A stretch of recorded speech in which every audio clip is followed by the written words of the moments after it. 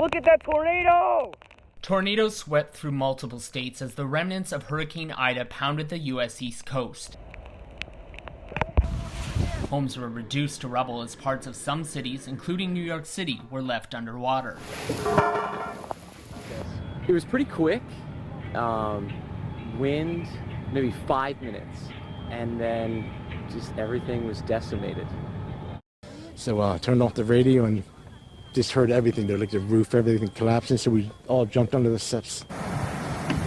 Tornado watches and flash flood warnings were issued across large parts of the U.S. Northeast on Wednesday.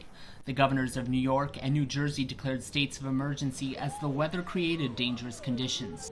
You know, an extraordinary, sadly tragic, historic 24 hours in New Jersey. There's no other way to put it. At least 6 people have reportedly died in the intense storms, and the threat of tornadoes loomed on Thursday for parts of New England. The human loss, which is hard to imagine, that people simply in their cars, in their homes, in their basements, succumb to the ravages of a brutal storm, and their families must just be in such pain this morning. In New York, nearly all subway lines were suspended as heavy rain flooded stations and gushed down stairwells.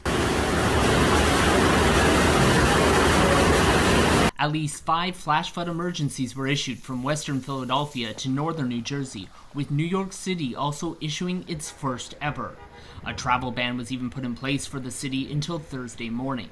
Stranded residents from Pennsylvania to New York were rescued using boats, while others saw themselves flooded out of their own apartments.